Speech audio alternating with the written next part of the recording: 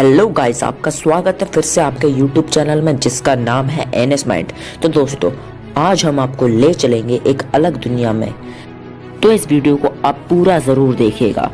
तो दोस्तों, आपको प्लूटो के बारे में तो पता ही होगा और आप जानते भी होंगे कि प्लूटो एक प्लेनेट हुआ करता था 2006 से पहले।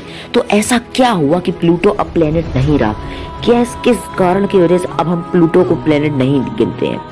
तो चलिए जानेंगे आज हम इसी प्लूटो के प्लेनेट के बारे में। तो सुनिए जरा, अब ध्यान से आप सुनिए। जैसा कि आपको पता है 2006 यानी 2006 से पहले प्लूटो भी एक प्लेनेट होता था और सोलर सिस्टम में कुल 9 प्लेनेट्स होते थे।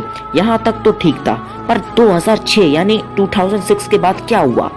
तो IAU एक इंटरनेशनल एस्ट्रोनॉमिकल यूनियन नाम का एक स्पेस ऑर्गेनाइजेशन है जिसने 2006 यानी 2006 में अपनी एक नई डेफिनेशन जारी करी। और वो डेफिनेशन क्या थी? वो डेफिनेशन ये थी कि उस हिसाब से कि जिस हिसाब से वो जो डेफिनेशन थी कि मतलब हर एक प्लेनेट के पास अपनी एक ओन सैटेलाइट है। तो प्लूटो के पास भी उसकी एक ओन सैटेलाइट थी जिसका नाम था प्लूटिनो। तो गाइस, इसमें डिफरेंस क्या है भाई? सबके पास अपनी सैटेलाइट है। तो गाइस, इसमें ये डिफरेंस है कि जो प्लूटो की जो सैटेलाइट है वो उसके साथ साथ रिवॉल्व करती है। तो आप तो कहोगे भाई ये तो बिल्कुल सेम है ना, मतलब दोस्तों की साथ साथ तो उसके रिवॉल्व करती है, लेकिन वो साथ साथ उसी के साथ साथ रिवॉल्व करती है, यानी उसके चक्कर नहीं लगाती है। बाकी अगर हम अपने अर्थ को देखें और अपने मून को देखें तो मून अर्थ के चक्कर लगाता है, बट जो उसकी जो सैटेलाइट है वो उसके चक्कर नहीं लगाती, उसी के साथ साथ रिवॉल्व करती है। तो इस हिसाब से प्लूटो प्लेनेट नहीं हुआ। तो ये उन्होंने डेफिनेशन ऑफिशियली लागू कर दी और 2006 से प्लूटो को सोलर सिस्टम में हटा दिया गया। जैसे ही ये बात अपनी दूसरी कंपनी नासा को पता चली तो नासा ने तो इसका सख्त विरोध करा और कहा नहीं भाई, हम तो प्लूटो को प्लेनेट मानेंगे और हम 9 प्लेनेट्स मानेंगे प्लूटो को, क्योंकि ये जो तुमने डेफिनेशन बताई है इसके हिसाब से अगर हम देखें तो ऐसे तो काफी प्लेनेट्स निकल जाएंगे। तो आपसे नासा ने IAU को धमकी दी।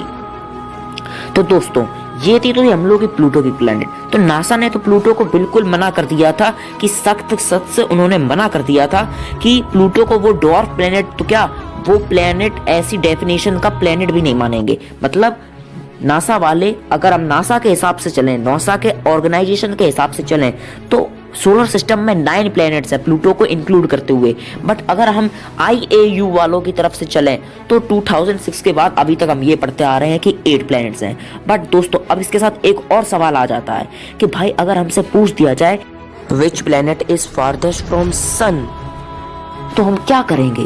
तो दोस्तों, आपको अगर अभी के लिए अगर ये पूछ दिया जाए तो आपको नेपट्यून करना है, क्योंकि प्लूटो नहीं करना है, क्योंकि अभी नासा ने ऑफिशियली इसको जारी नहीं करा है। अगर नासा ने जिस दिन ऑफिशियली कह दिया कि प्लूटो प्लेनेट है तो हम उस दिन से पढ़ेंगे कि प्लूटो प्लेनेट है और 9 प्लेनेट्स हैं और वो सबसे दूर है।